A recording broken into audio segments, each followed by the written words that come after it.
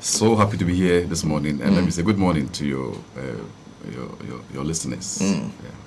Well, I'll come back to you, but first let me also welcome Albert.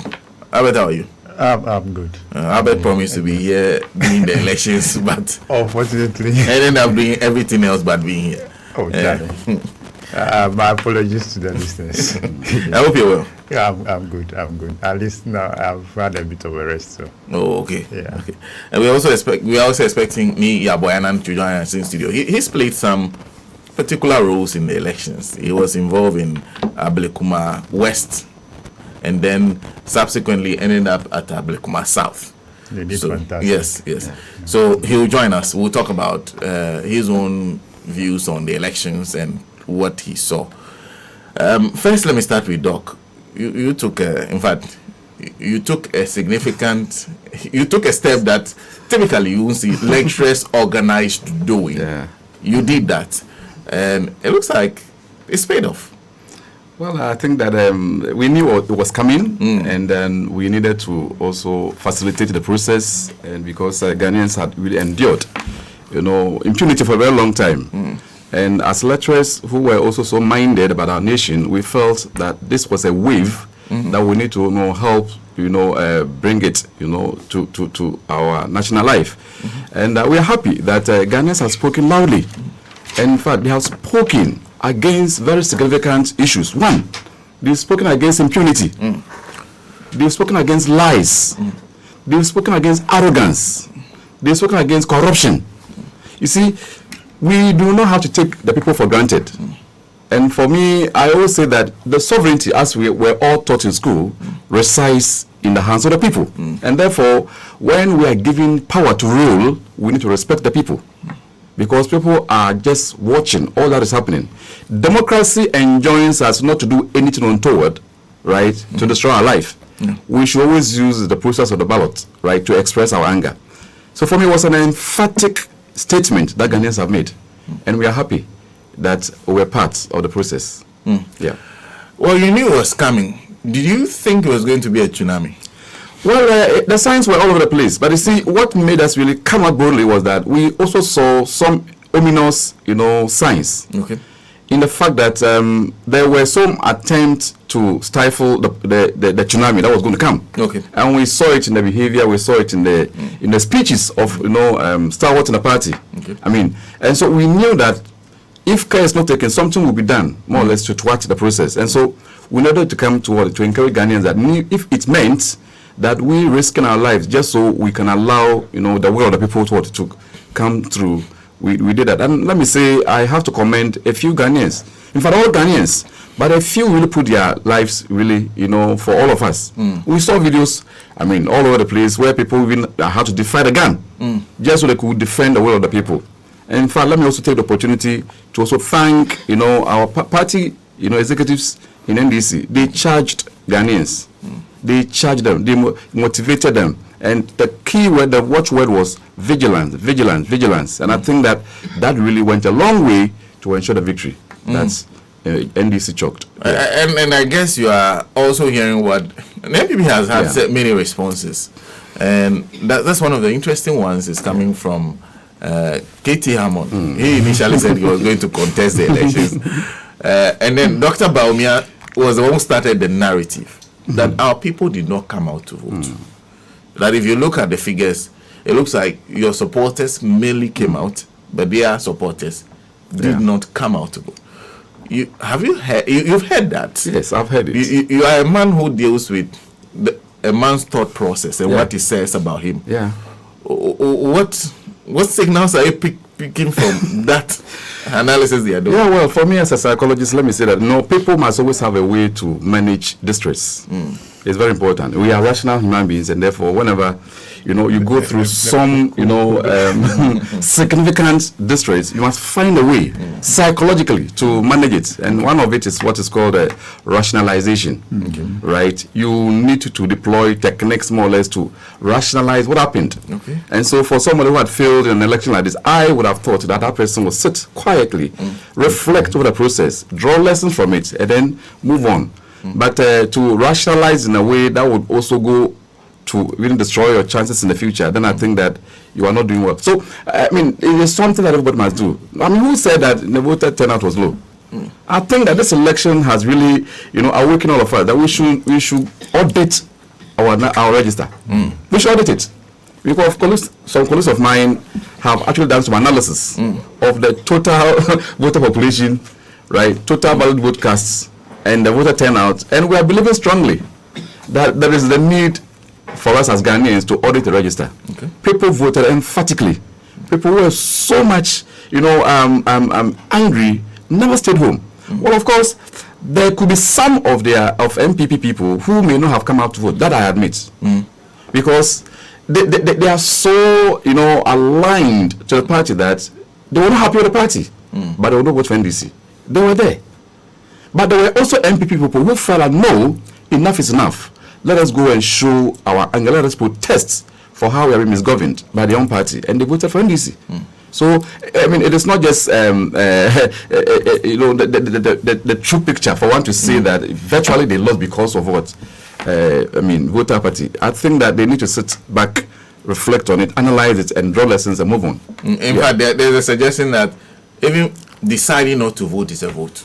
Of course. Oh, that is also a vote. It's a vote choice, of course. Yes, it's a vote. So anyway, and should they also be assessing that not only from the perspective of they didn't come out, but also asking themselves, why did our supporters not come out? Exactly the question. What does that mean? Yes. What do we need to get them to come out the next time to vote for us? Yeah. So if I'm a father and I want my son to join me, on a task, and in fact I'm really looking up to him to really come and help me, and my son, for whatever reason, say I will not come. You think there is something normal? There is something I have done which probably may have egged my son, for which reason my son will not want to come. So I think the question now is, why did these voters belonging to NPP, why did they not vote? And that is something that I want to encourage NPP. In fact, Ghana needs a strong opposition. We need an opposition that will really put government on its toes. And so Ghanaians are very interested in NPP reorganizing themselves to come out more or less to offer constructive opposition to NDC. So the party should take advantage of what has happened, sit back, analyze, do a research to find out why, and then, like I said, pick lessons and move on. So it is not just about that people didn't come to vote, but why didn't they come out to vote? It's a very important question. And we'll come back to the matter of the opposition that they will have. Because majority of opposition usually goes through parliament. And from the numbers we are seeing, there won't be much of an opposition. Anyway, minority. Yes. This is Albert. First, on the matter of the numbers, do they have a point when they say our supporters did not come out to vote?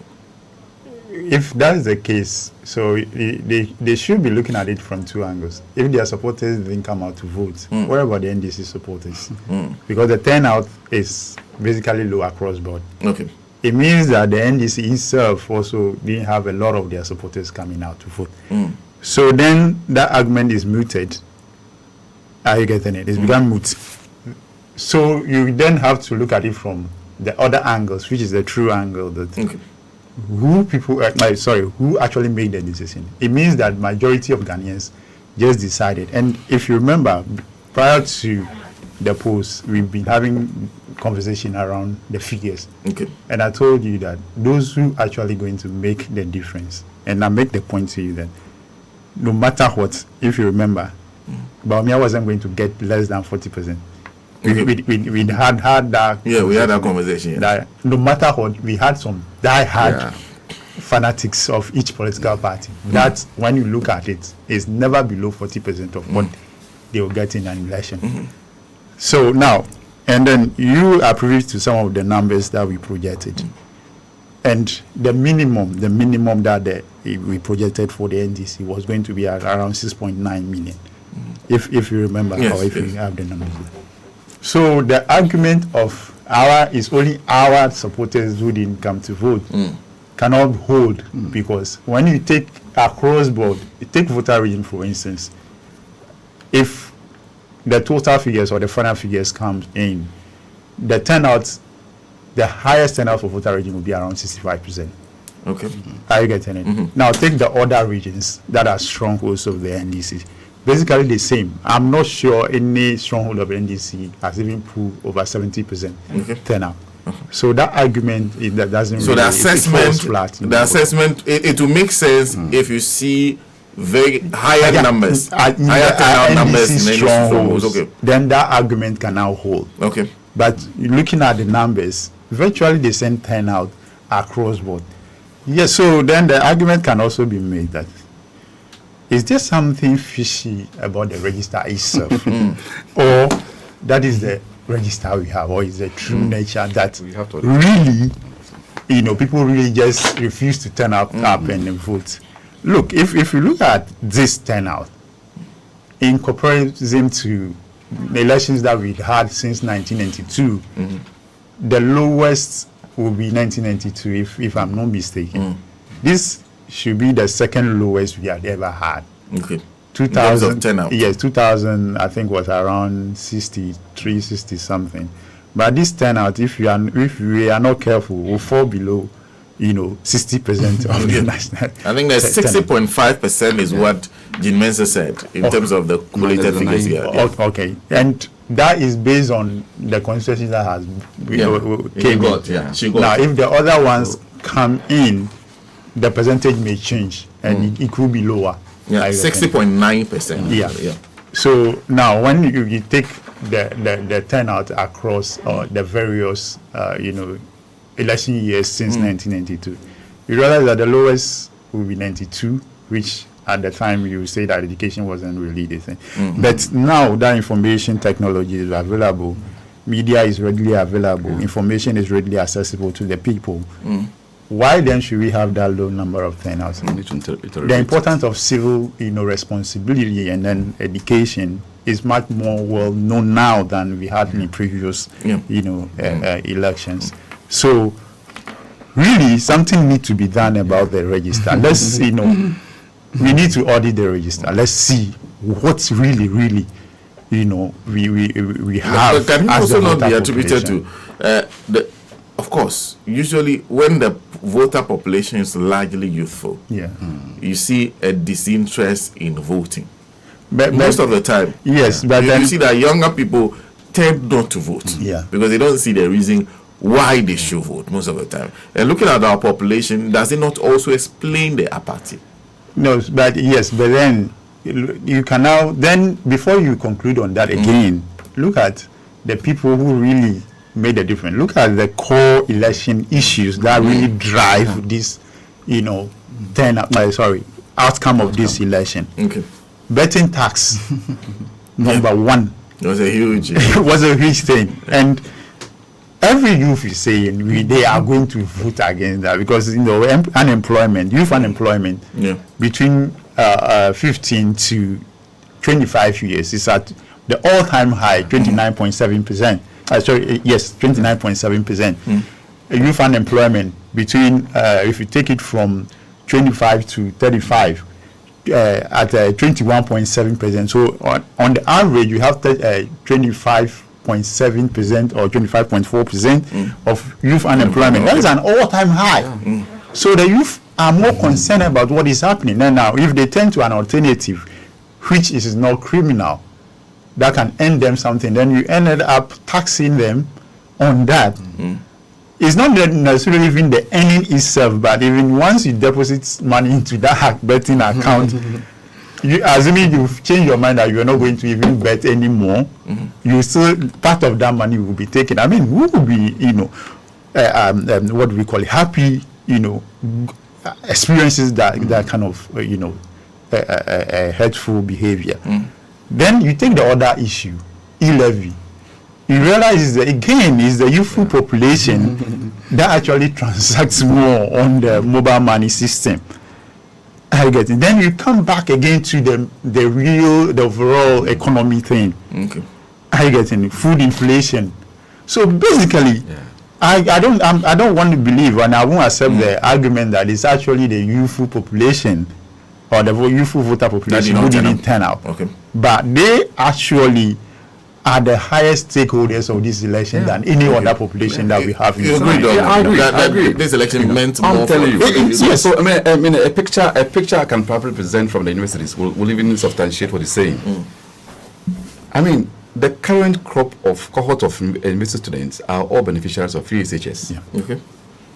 Now, look at the percentage difference between MPP and DC on all the campuses, and you see clearly that people are just not happy. The youth are just not even happy about the free SHS. Yeah, then go to the services, the military, the police, and then look at the So 60% to His Excellency John Mahama, so about 30-something% to Dr. Baumia. The youth really did.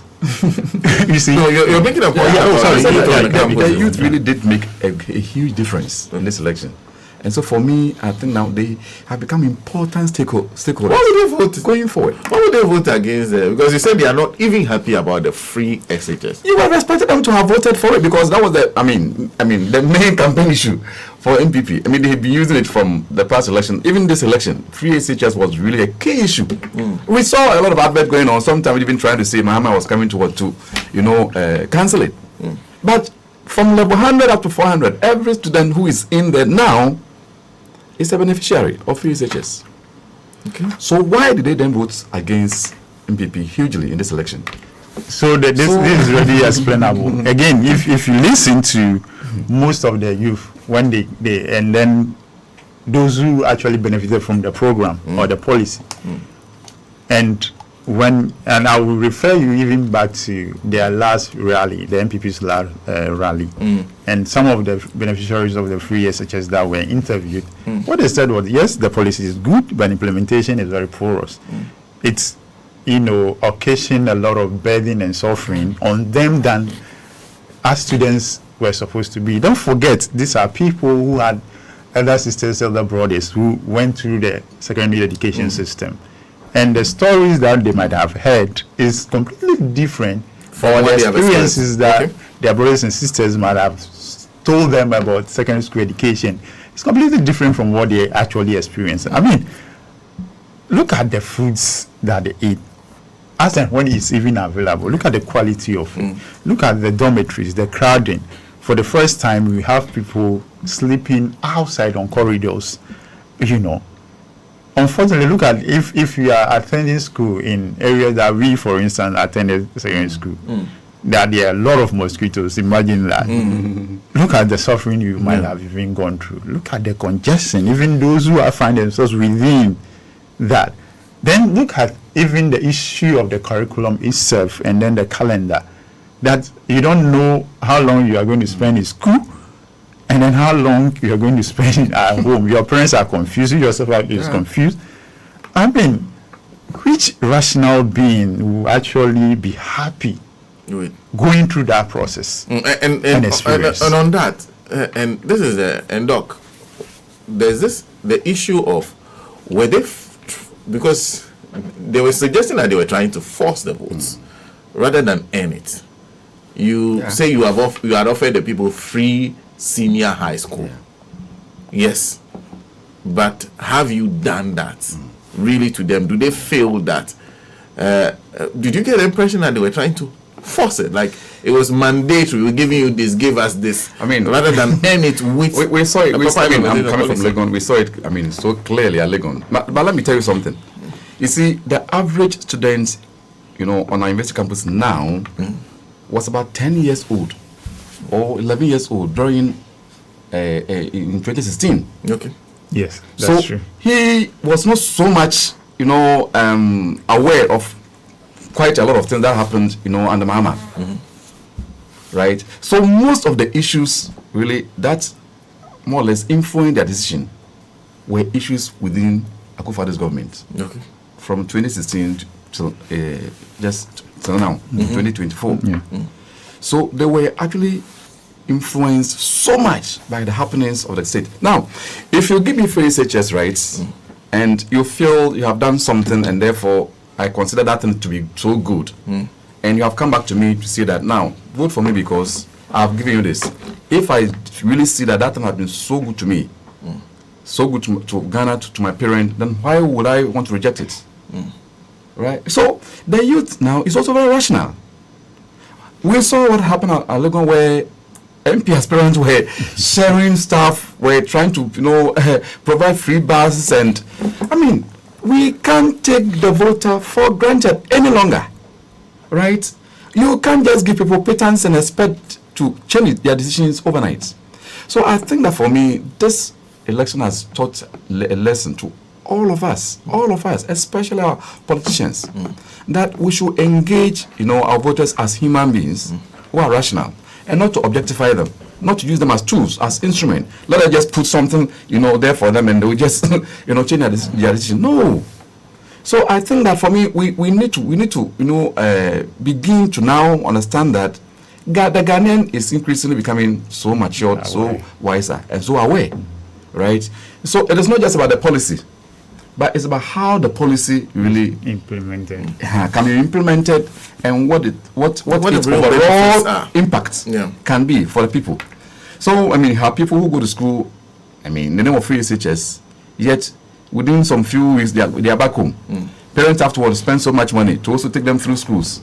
They themselves, when they go, they don't even get contact hours, right? So they themselves are also really telling us that maybe it's about time that we review this policy. In fact, let me say that when Akufo-Addo brought this free stage thing, right, I was one of the first people who recommended it, right? And again, this policy did not just come up. Somebody started something, and then you came, right, to implement it in your own way. But of course, the larger idea is that let us really open ourselves. Some of us really struggled. Had secondary school. And so if REASEARCHERS were there, we wouldn't have no struggle. So no Ghanaian will say REASEARCHERS. It's bad. No Ghanaian will say it. It is good. But implementation. And that is why for me, we need to have a multi-stakeholder, discussion on how best we can ensure that this particular policy is really giving us the dividends we need.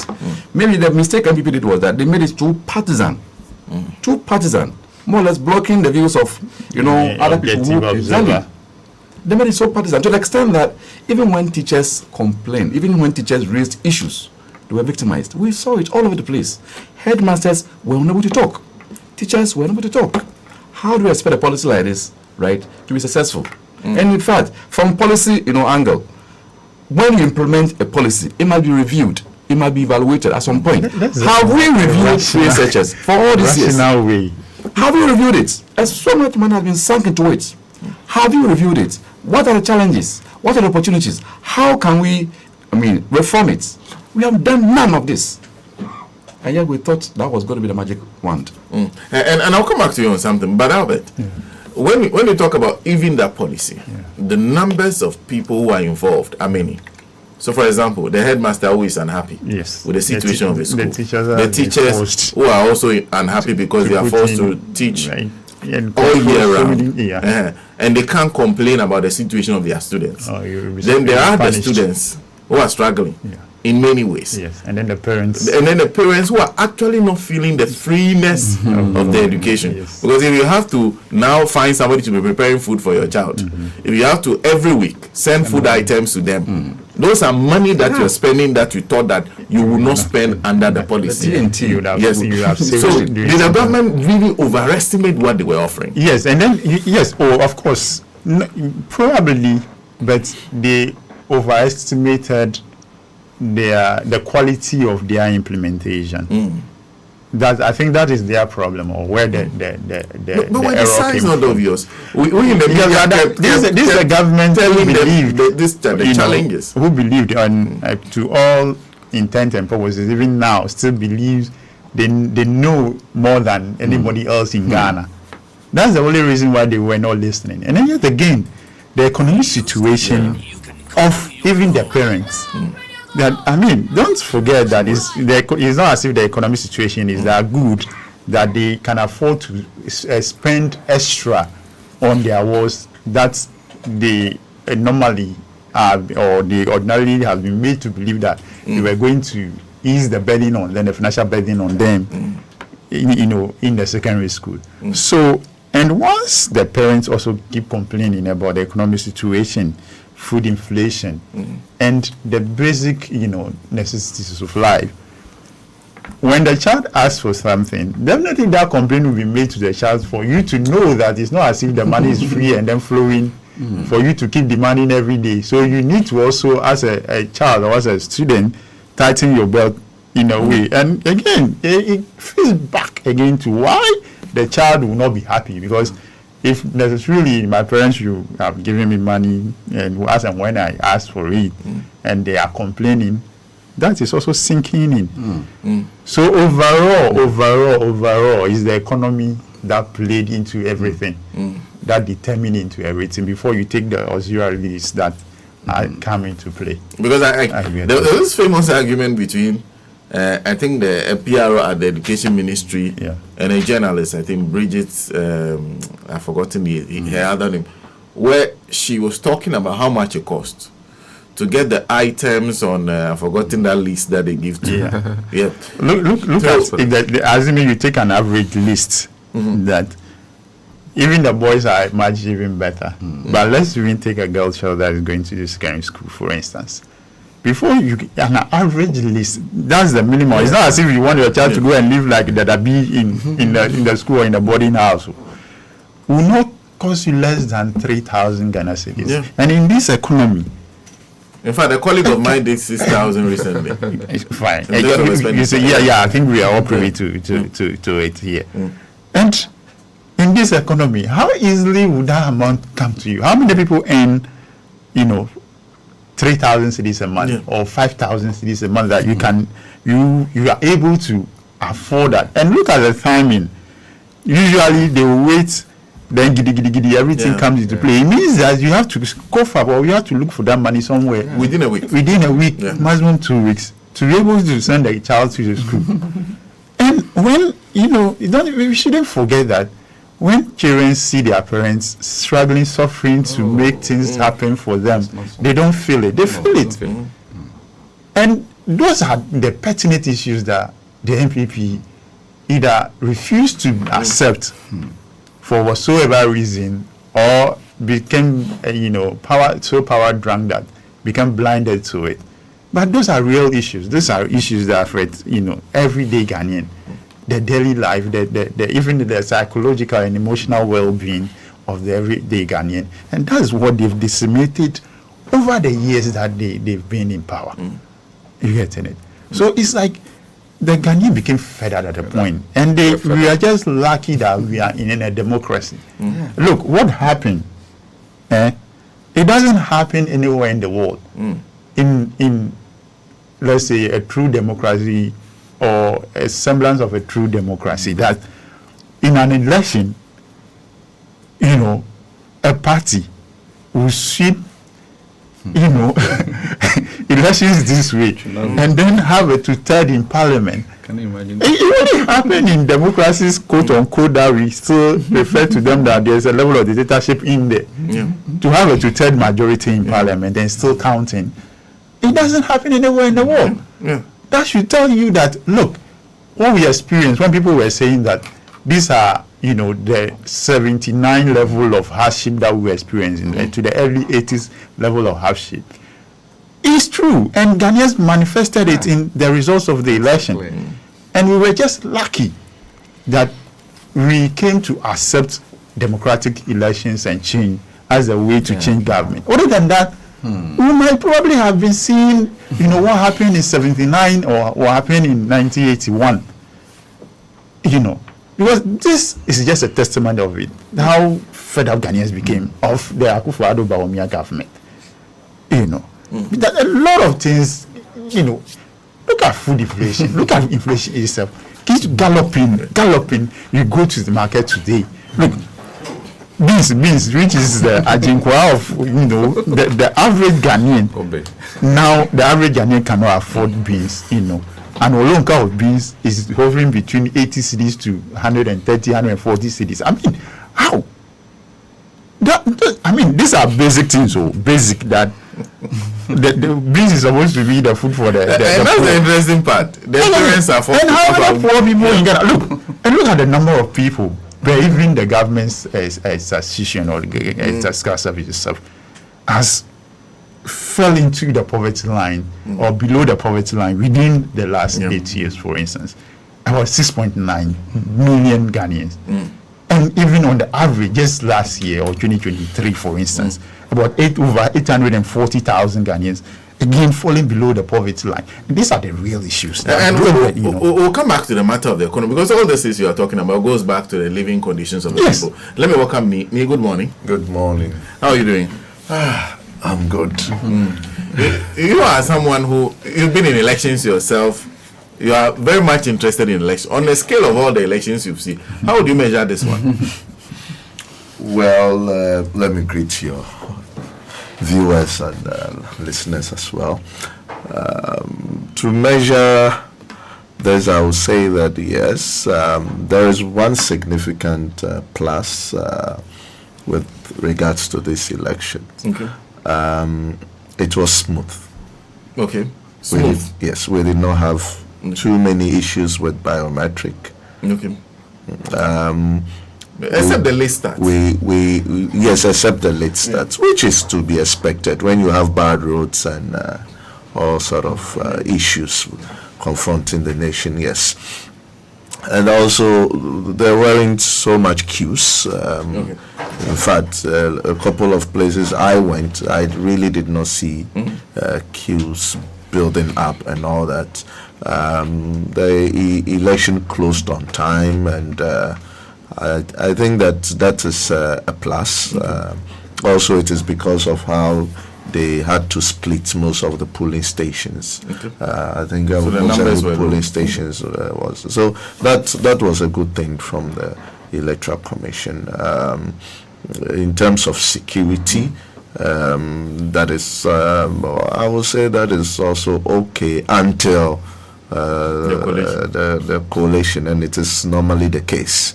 But we also have to say that compared to 2020, this is a bit better than 2020.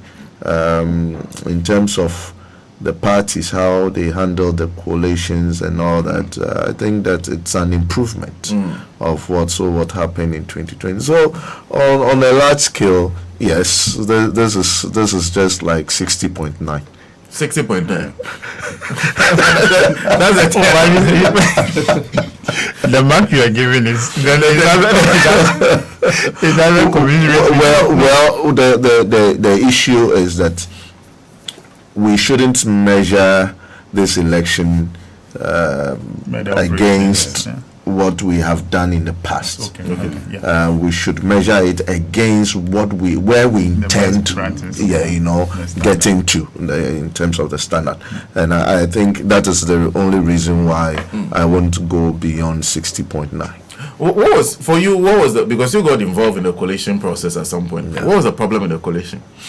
Well, since time immemorial, the challenges we have are the same challenges we had. Okay. It has not changed. Okay. The thing is about the pink sheets. Okay. The right things are done most of the time at the polling station. Okay. That is when everybody is alert. I quite remember on the day, by about 6 o'clock, there was a polling station in Cowling that has been called out already. And then what happened? The officer actually gave John Mahama 0, almost everybody 0. Yes. But what happened? The moment he was done, our people had the pink sheet and had actually sent it around. So I sent it to the electoral commissioner at the constituency and told him, if I see these results as part of your results, there may be chaos. Vigilance. So the bottom line of all this is about vigilance. Yeah. Okay. And then the other issue is when people are told you are leading, so they take things for granted. Okay. And they leave coalition, and then they go to the coalition centers. To do what?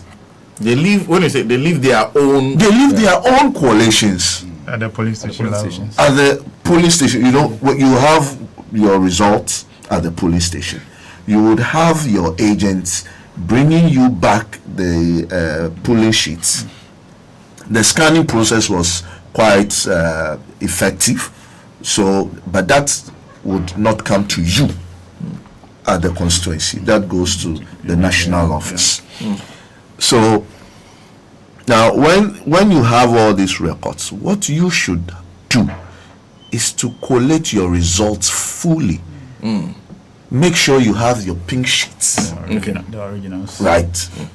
Before you wake up to say that you are going to a coalition center, the EC coalition center, to do what then?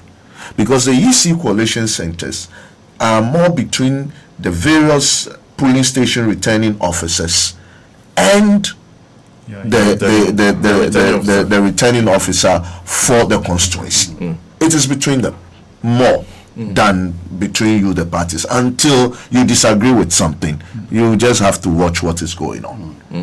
Because you might have even aggregated your results already. Exactly. So when you get there, look, a place like Ablekuma West, we were locked up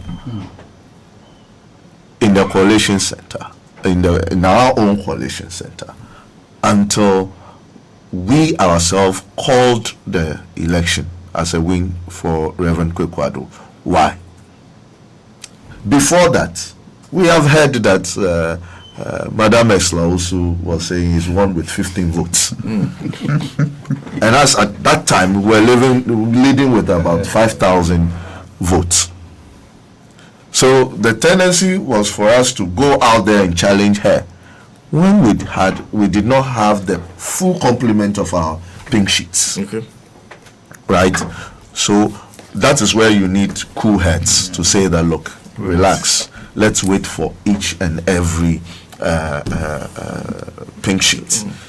And luckily they all came in until we had some about in their stronghold, a few pink sheets not coming in. And that is a total of about 3,000 votes. And if we had given all that 3,000 votes to Madame Esla also, she would still have lost. That was when we said, okay, now we can go to the coalition center. So we went to the coalition center for the purpose of just the declaration to be done. Because there is no way, you can't do anything. But you have some of the PCs rushing to coalition center when they don't have a complete so you must first aggregate of their. So you must first convince yourself of what you've gotten. Absolutely. Whether you won or lost. Absolutely. Before you get there. Absolutely. Okay. Absolutely. So those who were able to do that to perfection had their results very smooth. So look, we are just having pockets of issues around.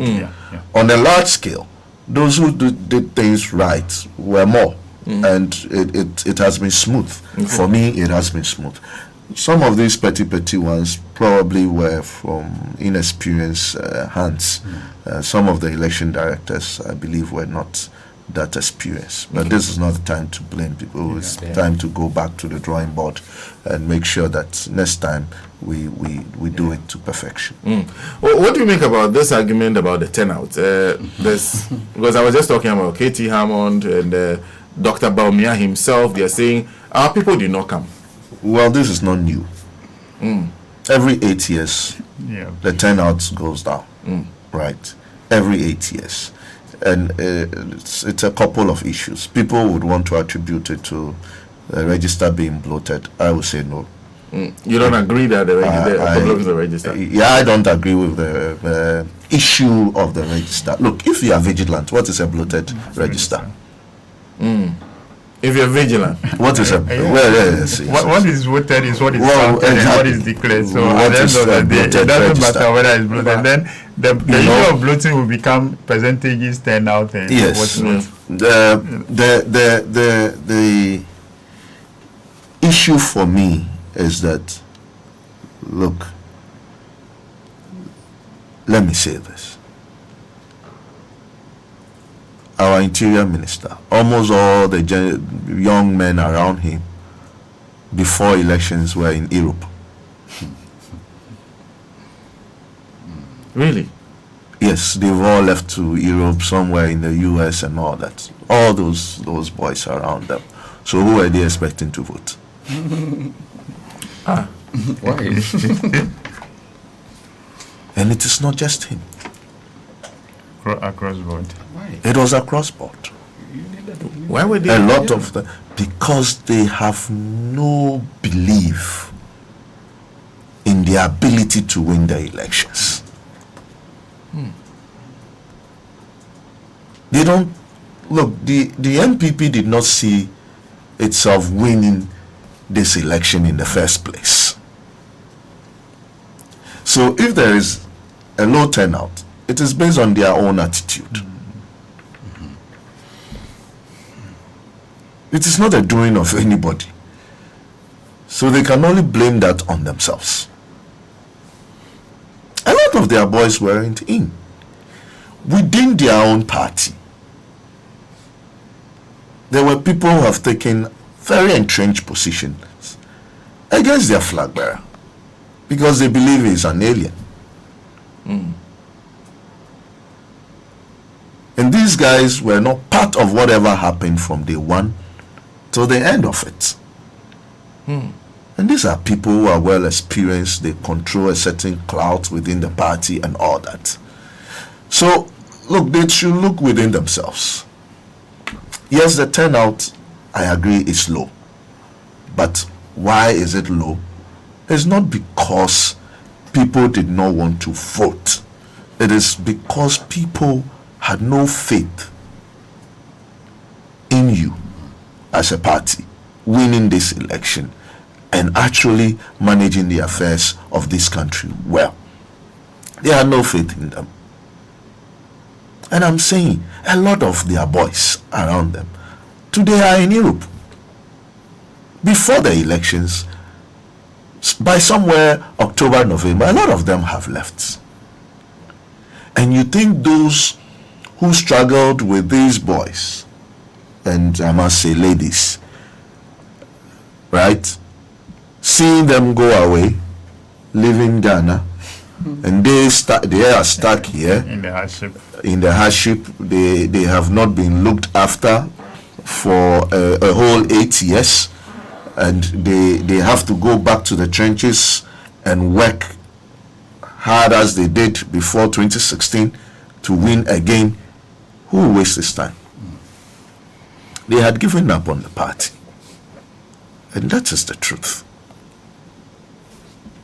So it is more, they should look more internally within. Okay. That is where they will find the reasons. But on the side of the NDC, we could as well say that there is some form of apathy or low voter turnout, because President Mahama got more votes in 2020 than he has secured in 2024. No, not necessarily. Yes, Okay, but if you factor in percentage yes, growth and all the that. natural percentage, Exactly. yes, then you can say Then yes, you can it's say getting that. more a lesser vote than Exactly. yeah. You know, but that cannot be equated to mean that there was some form of apathy. No, there wasn't. Did people come out to vote? Yes, people came out and they voted. And if you organize the elections again, we might as well get the same turnout. Okay. You know, because the reasons for people not coming out have not changed. Have not changed at all.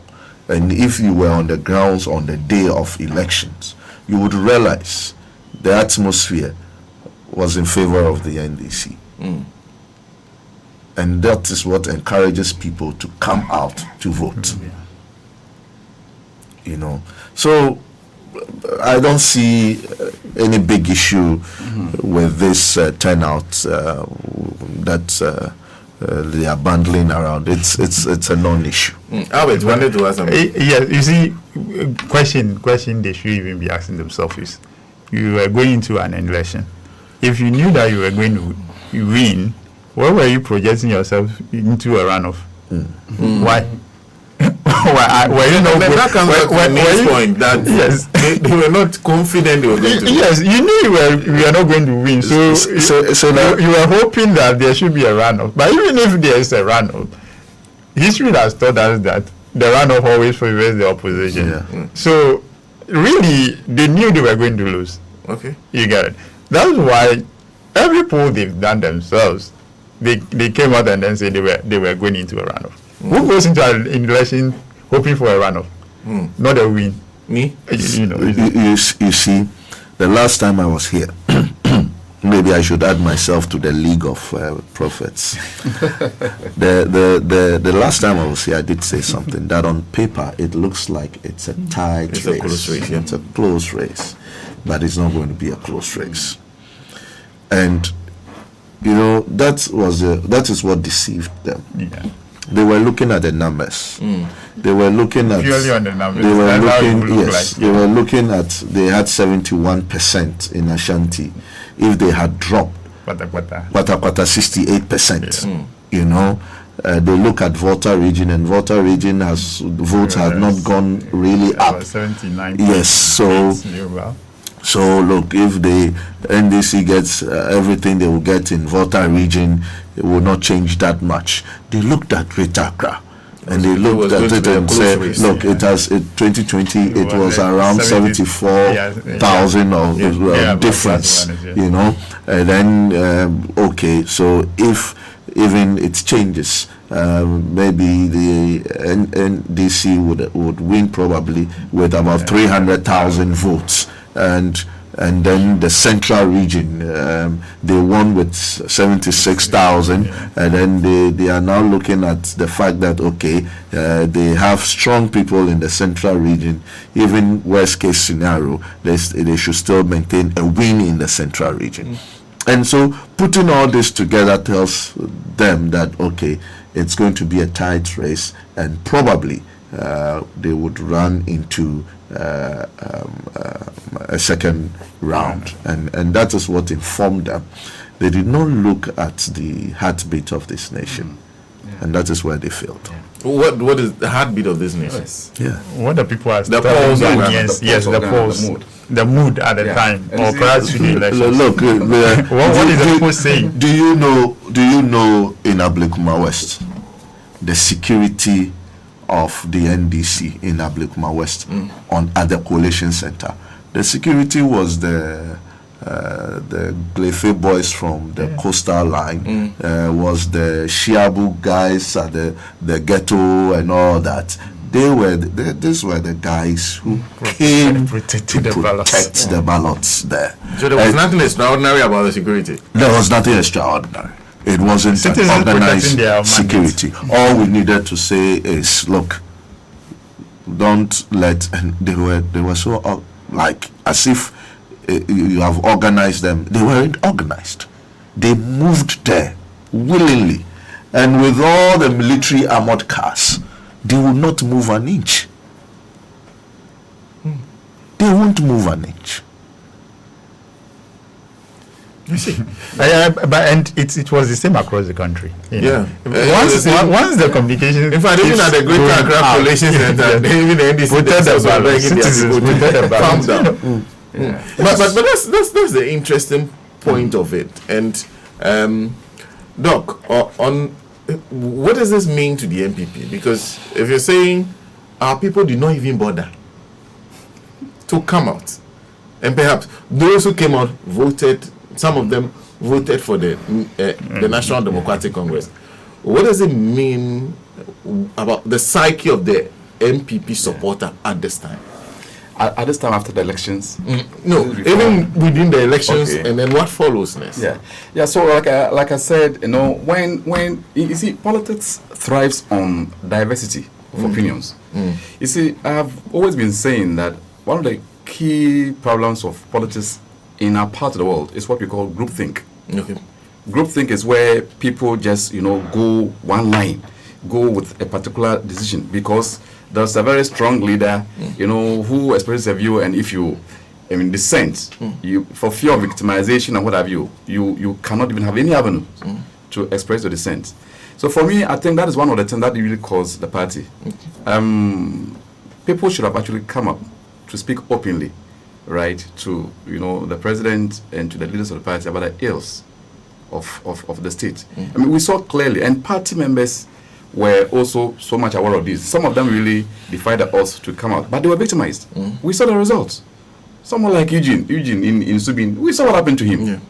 We saw what has happened to Andy Apiakubi.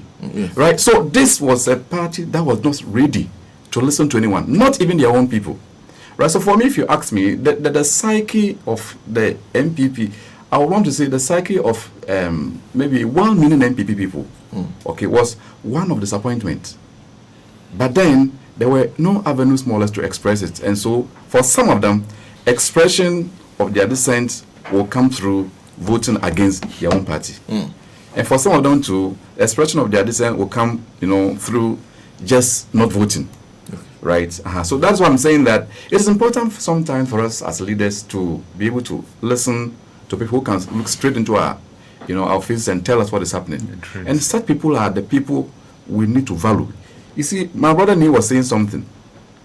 They forgot to gauge the mood of the nation. And I think you used the word the pulse of the nation. He called it the heartbeat. The heartbeat. They forgot to gauge it. Yeah. Now, who are the subgroup of population that can really get the true heartbeat, the true pulse? The middle people. Yes. Who are those subgroup? They are the people who are the neutrals. They are the people who are very objective. There are people who can just express their opinions. Right? These are the people who can tell you really the true heartbeat of the nation. But if you surround yourself with people who always praising you, Yes, Ambassador. you will never see the heartbeat of the people. So I think that it is an issue of maybe we as citizens, right, saying that, well, we have come to accept that at least there's something called democracy.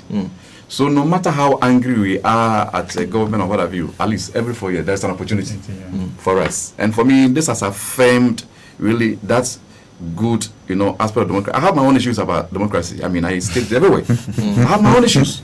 But I think this aspect of democracy for me I think we all do. is good. The only thing is that you would have to wait for so long a time before you can do this. If care is not taken, right? If care is not taken, people cannot take it any longer, and any adventurer from anywhere could come in. So maybe as a country, probably we need to again go back to the drawing table and see what can really work for us in such a way that when we see somebody or when we see a government that is really going completely off, We take them out. we can take them out. Right? We had opportunity to impeach the president. We had opportunity when we had our water bodies being so polluted. This is the highest crime ever. Not even what you coup d'etat comes anywhere close to what happened with guarantee. Look at what is happening in Not even coup Western d'etat. at the moment. You Cholera. have your water bodies being so polluted with Look careless at the abundance, effect. and we have government functionaries who are neck deep into it, and we're sitting down there dancing around it. Oh my brother, a lot of ills have happened, and I think that people should apologize, be apologetic, be humble, come out, say Ghanaians, we are sorry for whatever happened. We are going to learn our lessons and come back. But they should not go around and try to more or less find some rationalizations that will not help them. And I also believe that MDC must also up its game. And I'll come back to the NDC. NDC must up its game. But having raised that, there's one point you raised me. In fact, there's a lot to say about your own experiences. But the issue about how this government has treated dissent from within the party. In fact, when I heard Eugene Boachientri speak for the first time, I said, this guy there, he will lose the primaries. And the Apiakubi had penned him to lose the primaries. But luckily for him, he won the primaries and survived. But that was not all. They still wanted to make sure that he pays for what he paid. What was it part of it? Because you hear sometimes Honorable Kennedy Japan say something, the next moment he's back trying to make amends. The issue of how they treated dissent, did it contribute largely to where they find themselves today?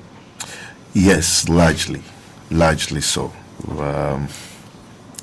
I know the decision to actually go with the choice of Dr. Baumia. A lot of people within the party had dissenting views, and those views were all shut down. And that's one of the results you are seeing. then I know that most of the ringleaders of the 90 MP who asked for Ken Ofori-Atta to leave office were all targeted by the power within to make sure they are kicked out of primaries or they lose the main elections. You know, and you can talk of Dr. Kisi, of I don't think it's that constituency Anyaso Trum or something, you know. All of them, they were target of their own party. Okay. And like the last time, what I said here is, you know, that thing President Kufuor said hinges on strongly that, oh, you are better off being a messenger in a ruling party than being a chairman in an opposition party. Yeah. You know, and that is probably the reason why the likes of Kennedy Japan will say one thing today and tomorrow they call back. You watch, Kennedy Japan started following the vice president. Yes. Napo. No, he started following the Baumia. Okay. Ask him what happened. He was called by people within to say that, hey, fall back. If you follow it, you inherit his baggage. So leave, and that is how come he has to now be following Napo around and all that. And these dissenting views are people who are very strong within the party, but they lost their power because there was a new form of authority, power within the party. And therefore, you cannot pitch yourself against that power. You must bow to it. You must bow to it. You know, you have some contracts unpaid. You have something yet to be signed for you. You have a release letter waiting to come out. People internally were terrorized. Even neck members of the party were terrorized to keep quiet. So, this thing about their party and what this does to their psyche and all that, yes, they can choose to lie to themselves and say, oh, it is apathy, it is turnout issue, it is this, and if people had turned out, we will win. The issue is very deep, and they need to go down there and retrofit the entire party and come back strongly, like it was said. We need a strong opposition. And strong opposition doesn't also mean a lot of numbers. It means quality. Yeah, so the few that we have there, if they are of substance and quality, I think that it is enough to be an opposition. They can continue on the same trajectory for another 4 years, and it's okay. I guess they can learn from the NDC 2017 to 2021 January. That was quite a strong opposition, despite the fact that they didn't have the numbers. And just to conclude on this note of the New Patriotic Party, this is I read this from Bryce Simmons, and I just want to take your views on it. If you're like most Ghanaians, you've heard enough about why the MPP lost this year's election, etc. One point, though, has been misconstrued. True that folks like me said more than a year ago, using by-election data, that a significant part of the MPP's base won't turn up in the general elections. However, a political party's base has layers, which together creates a winning coalition. The outer layer can dissociate quite easily when the appeal of the party drops. Some voters in dissociated layers switch, but many don't. There's a huge danger in assuming that such voters have no choice but to return eventually after their anger has subsided. That is how the CPP lost Asante, where it actually had a very large base before independence. Many people also forget that it is barely 2 decades ago that PNC was winning seats in Bolga, Sisala, and Zebila. It has since seen a permanent dissociation of sympathizers. In simple terms, voters left and most never came back. Therefore, the claim that a shift from 1 million vote lead to a 1.7 million vote loss is due primarily to disgruntled party members sulking because they were denied certain material benefits is flawed. We are talking about millions of voters here. Too many for such a scenario to be plausible. More likely is the case that they seized the identification due to a misalignment of values. The right diagnosis, of course, the first step to wooing such voters back. That the MPP is saying our voters did not turn up. He is saying that who says they are still your voters? I agree with you to a very large extent. And if you remember, I'll take you back to when we were having the discussion around ASINOF. And what I told you that when you look at the trend, the entire of ASIN was titling gradually towards the NDC. And even Canada, Japan, it was only lucky that the constituency was split then. Other than that, you would have lost the list. You sit back then. You remember we had that conversation. So that fits into that, analogy. And it's true. And look at what happened now. All the ASIN seats are back to the NDC, isn't it? Now, if the NDC do what, and it may basically means that NDC is doing something which the people of ASIN love. So now, if they continue doing that and even doing more for them, they will remain there. They won't go back. You understand? Again, I always make the point, and earlier I did, that every party has the fanatical support base, no matter what, and it comes to establish that it won't go below 40% for each party. Now, it's left for you to have to move back and forth between those who are a bit moderate, who things or can change their depend mind on how you are behaving, who decide not to vote or go and vote for your opponent. So your job is to ensure that those people do not become permanent voters for your opponent. Exactly. And that fits again to earlier when we were before the election, we were talking about Greater Accra and how gradually Greater Accra is shifting towards the NDC. It means that there's something NDC is doing right, which people of the majority of people of Greater Accra are seeing. And if they continue that way, they can maintain Greater Accra as one of their strongholds, depending on how they also behave along the line. So if they continue that way, it will become an entrenched in that, we used to vote for MPP, I used to vote for NPP, but NDC, mostly when I vote for them, they do something better for me than what the NPP does. Then they will remain with the NDC until NDC also started, misbehaving before they can now, switch again. So it falls right into that analogy, and I largely agree with him. And me before Doc, on that, do you agree with him? Yes, I do partially.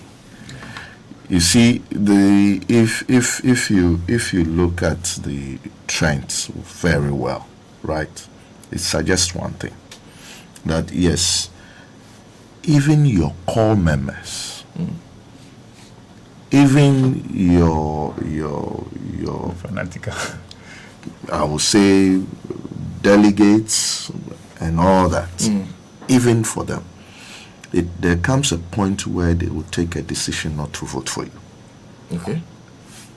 That is supposed to be your base, your core base. I had a lot of NPP people, not just supporters, but members, coming up and say, look, I think it's about time we vote our own party out. Really? Yes. Members of the party. We heard right a lot. A lot. Members. These were members of their own party who were so much prepared to vote them out.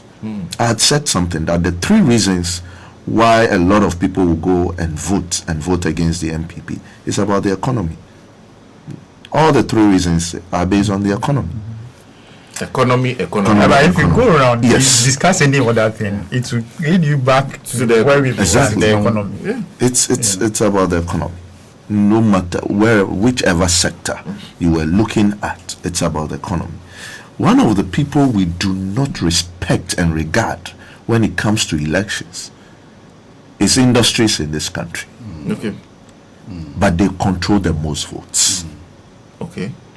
Look at a factory of 500 people, a factory of 1,000, and I'm the HR and I come telling you, or I'm the managing director and I come telling you, if you don't take this government out, forget it, there will be no increment. We can't do this. We can't do that. You know, there is a possibility of layoff. Yeah. What better campaign is more than this? And you look at the industry And numbers. industry was bruised Battered. under this government. Multi-year negative growth, right? Exactly. It was like every businessman was a criminal in this country. Just doing taxes. Almost. So that is why I said they don't gauge the heartbeat of this country. So these were people who naturally belongs to the party they believe was business oriented. Business for party. Business for party. The capitalists. I took my campaign to Abosokai. And when I took the mic, I invited all the business people. I told them, if you have anything contrary to what I'm about to say, join me and share your opinion. That was the day I realized, Kai, there is trouble. If a pin had dropped You hear it? in Abosokai, you would have heard the sound. Because I could tell you the percentage increment, how cascading the tax has become, how this was not there and it has been brought in there. The process that we were promised will be too smooth. You will not need A and B and C. Now has become too cumbersome. You know, so clearly everything you promise industry and business people, you forget that when the Bosio kind, the shop owner is doing well, he tends to have 3 or 4 boys working around. He is no longer doing well, sales is not coming, so he has to tell the other boys, Charlie, go, let me maintain just 1 boy. The field of margin has all been taken over because of this your VAT thing and all that. So now if the man has to sell, he has to give it to the boy for the boy to also go and sell and get something and bring something back. Now that field that the shop boy will take has been taken over by the government through taxes. So this whole issue is not just premised on party people, not party people. It for me, I believe that we are getting to a point that nobody will have a stronghold. The Ghanaians will decide I like that. your performance. Nobody, like that. no political party will have a stronghold. Look at Your today. stronghold will be your performance. Exactly. And that is where I would disagree with him. How do you imagine that we took the number of seats we took in Ashanti region? Unimaginable. Look, on the day of elections, I know people whose family, elders, and I don't know how they did it, were being threatened. Address, I won't name now, but but the youth largely defied all this cause. It wasn't for nothing that Napo will go and work with Asante. You need to go and vote. To appeal to the sentiments of You know, they also play their cards well. But the will, the power of rationality. what the people feel at the moment was stronger than any other influence. And so we are seeing a trend today. We may say that this is someone's stronghold, and this is not someone's stronghold, right? But I'm telling you that in the near future, we would come to believe that the strongest hold you can have is your performance. Beautiful. The strongest hold you can have Will be your performance. And that is what will Seriously, make our that's how democracy it's really looking thrive. at. Yes. Doc. In fact, I was coming to you on your view, but listening to you, I don't know how that. Has articulated it. Yes, but no, but that's my prayer. That's true. There's nothing you can take away from that. That's my prayer. That's what the data shows. For you to even tell me that this place is my World Bank or my stronghold, for me it is identification. You are trying to say these are just They don't think. They don't think. Yeah. You know, I can always rely on them. Do whatever. Somebody even said some time past that some people in Ghana, all you need to do is just give them a t-shirt. I mean, how can one be? By describing human beings who are intentional, rational like that. So, in fact, I think the statement really needs to be to be repeated. Oh no, we are not in a position where your reason stronghold will be your performance, right? I mean, the side again. People also vote based on a lot of reasons. I mean, like we said, we have different category of voters. I mean, Albert has just said a few. We have the ideologues. Yeah. Let me say, I believe in an ideology of social democracy. Yeah, and true. I am telling you, I'm unapologetic. I lived in Norway and I saw how it worked. Yeah. Right? Social democracy, you are emphasizing issues of what? Human development. Human development, human rights, cooperation, harmony. You know, I mean, making sure that the world is shared equitably for everyone. I believe so much in that. People for other reasons may also go, you know, I mean, believe in capitalism and what have you. I mean, they are entitled to that. You see, so these ideologues are there. And so when even their own party sometimes are not doing so well, you may have an ideologue who can, you know, critically, you know, maybe present his or her views to his party. My party, you are veering off from the ideology that. And I heard a lot of that over the period. Yes. Even the NDC. Some people are in NPP and NDC because of the principles and the philosophies of the party. And so when they saw their party go or veer off those principles, they were not happy. I grew up knowing people in NPP that I admired. B.G. Darucha, right? I mean, Ajanim Watin, Edu Buahin. These are people, we know them for what really they stood for. And now look at the party, NPP party we have. So I'm asking, is it the NPP that I grew to know? Is that what you are seeing? So there are ideologues in the NPP who want the party to reform itself, to reset itself. And of course, we also have the fanatics. As for them, dear, hey, you don't care.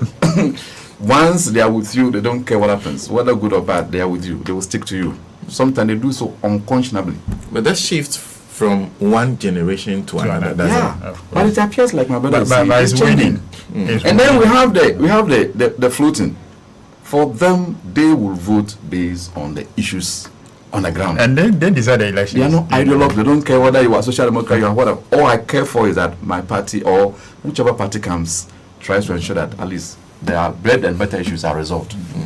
Right. So I think gradually we are getting there. And for me, I just always pray that one day I will just wake up and know that Ghana has gotten to a point where we don't have any stronghold. Oh, I think we are almost there because We don't have any stronghold. I don't see or I don't anticipate that in the next two election cycles we'll revert back to where we used to be. For instance, the NDC being given this overwhelming mandate, then we decide to do business as usual, will mean that the NDC may not likely go the full 8th term. And the reason is simple. Probably because of non-vigilance, lack of vigilance in 2020. That's why we didn't see the real pattern developing or the real trend developing at that point. Because look at the gap that the NDC closed, even without being vigilant like that. You know, look at what happened. 8 people were shot, and even that, the margin was reduced drastically by more than 1 million votes, more than 500,000 votes. You know, that should tell you that the trend was developing then, but because that level of vigilance wasn't there, we couldn't see it enough. And then for it to accentuate at this particular, you know, election cycle, it means that the next one the trend is not going to revert itself. It will continue the way it's going to continue. And then if the NDC doesn't do what the people ask them to do, it shifts away from them. Then it's likely it's going to shift away. So that's the more reason they need to do what the people ask them. And the reason why the people voted for them, because they bought into whatever they are selling into to the people. So if they decide that, oh, it's just campaign promises as usual, I'm afraid he was going to do them like what we call cine. That's where the performance in the Greater Accra comes into perspective. Now, when I was in Tamale, I was wondering, how does the NDC keep winning these forces? In fact, the MPP doesn't even put up a fight in Tamale. And yet that is the cosmopolitan area within the northern region. They've gotten to the point where they have accepted that this is a place that we can't win for now. Maybe later in the future, if they mess up, we'll see what we'll do. The issue of Greater Accra and the shifts. Last election was like, oh, small NPP can win it back. But then it goes completely away from the MPP. Is it permanent, or is still is what you said that their performance will determine? Is what I said. You know, if you want to look at the demography of Greater Accra and most of the constituency, you will realize one thing. You will realize that there is an upclass community within the constituency. And then you would see where you have the shanty towns or slums and ghettos and all that, and then the old township as well in there. And most of the time, in time past, one side favors the MPP, and then the other side favors the NDC. That has largely changed now. Now it is so mixed that you cannot tell who is who. Who is who. I see. The issue is that in business we will say market hypothesis. Information is available to these two classes, if we want to say their class, almost at the same wavelength. So what the upclass man or woman knows, same, is known to the man at the bottom, or wherever you would want to, however you want to describe it. So one thing in the past, it was like those at the up class had more information, they are a bit knowledgeable, and therefore they want to be aligned to a party that also have created the impression that they are more knowledgeable. They go by the books and they do things in a certain manner. Right now, everybody have realized that thing was a charade. It wasn't. So that has caused a certain level playing field for everybody. Okay. In the past, you want to associate yourself to the MPP just because they are like the intellectuals and quote the business class. Today, everybody have realized who the intellectuals are. We've realized that no one has monopoly over that, where the intellectual base and all that. So that has also caused a huge change in how the demography of the Greater Accra is voting today. You go to a place like Teshi and Teshi Mami, King's Palace, that area and all that, they are typical NDC. And then you go to where the estates are, and then the Greater Estate, they are typical MPP. That has changed. It will shock you to know that the NDC was winning more.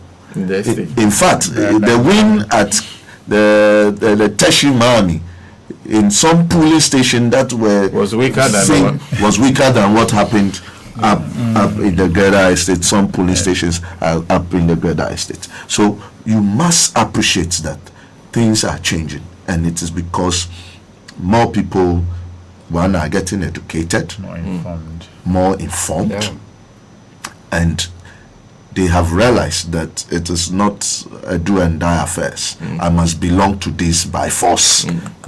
I don't lose anything. What I lose is that when the performance is bad, I don't get what I'm supposed to get, and my stature in society is deteriorated and all that. So, yes, Greater Accra is for me not shifting to anybody. Okay. Greater Accra is shifting towards the quality of service you provide. Okay. So objectivity once more. It is becoming more objective. Look, people will say, oh, 2020 NDC won, and then their arms were twisted and all that. I was involved. You see, if the wind is strong like this, you cannot twist anybody's arms. You try, but you also say. Look at the resistance of the NDC in this election. It was the same resistance given to the NDC in power 2015 towards 2016 elections. This is new. Yes. It was the same. Yeah. Even the It is the same dosage. You understand? So you would ask why new crops of people have come to town. It is the same people. By far, it's the same people. Probably we have lost 2% and we have increased by some 2%. Yeah. Right? So, in the nutshell, people are looking at your performance, and that is changing the face of our politics today. It is better you realize it and work towards it, or assume that you have certain people who are yours. You'll be shocked. And you would always get bruised like they are bruised today. And Doc, on that point you made, UG campus was always said to be Waterloo. for the NDC. Yeah, and they won UG this year. Yes. You see, I've been concerned about NDC's performance, over the years on the campuses. In fact, let me say that, when during the tenure of late Wayu, Dr. Kobinaje, I personally had an engagement with him. I said, Prof, Doc, I just don't understand why the party appears not to be concerned, about the fact that it is losing on campuses. I think I really had that personal engagement with him on this, because I felt something was not being done right. You see, it was also a certain narrative that MPP put out there, and you have the men. They are good at propaganda, Exactly. Yeah, we are the intellectuals, we are the men, we are this, we are that. And so NDC was associated with that, and because of that, unfortunately, NDC also internalized that. And so NDC was also not caring about its intellectuals. We were distancing them. In fact, some of us have had our own challenges, right from our constituencies, just because we felt NDC represented, our philosophy that we believe so much in social democracy, and we aligned. And at various elections, we aligned. But hey, you are coming from the ivory tower, and so you asked for the school, so there were people within the party who were also pushing these intellectuals away. But this year, I think that seeing all that has happened in this country, we just decided that then we must also fight within the party and outside the party, whether you like it or not. We will come all out. I don't have to say certain things, but even Ayahuasca West Wogon, there were a lot of things we wanted to do, even with the constituency. But it was not easy. But eventually, we had to really, find, make some peace, and then, so I think that the way to go is that we should treat everybody as very important, as far as this political engagement is concerned. But it appears to be the case that for some people, they think that, the best way to more or less put themselves out there for long, to perpetuate their political whatever, is that they should impoverish people so that they can give them some tokens and then use it to change their minds. Carrot and stick. People are getting so enlightened. People are getting so aware. And for me, my brother has also articulated that we are very soon going to get there. We can't take them for granted any longer. 4 years is coming. You saw what has happened just after last week's this declaration. Now, people are now associating all these post-election violence to NDC. This is the research you guys voted for. That's what some people in NPP have started saying. It's a narrative that is being pushed out there. The rest said that you voted for, it is this nonsense going on. Excuse my language. It is this violence going on. It is this looting going on. So NDC is going to have one of the most destructive oppositions come, this term, for first term. Because a party that really was doing everything to perpetuate itself in power, a party that had done so much by way of destroying our water bodies, being given this emphatic defeat, it is still going to do whatever it has to do, more or less, to make a case that we are still relevant. And so, come these 4 years, NDC needs to, like I said, put it up together. I mean, try to talk to, engage virtually everybody on how best this country can be run. You don't necessarily have to work with only MPP. There are neutrals out there who also share in what NDC want to do. Let's bring all of them on board. Even there are some MPP guys who could also be very useful at some point, right? Let us take their views. It is Ghana we want to build. It is Ghana we want to build, and therefore every Ghanaian matters. As far as someone is coming up with something that could help Mama to succeed, let's really embrace that person. Well, I have to take a break. I have one last batch of advertisement to take. Then we'll be back to conclude this discussion.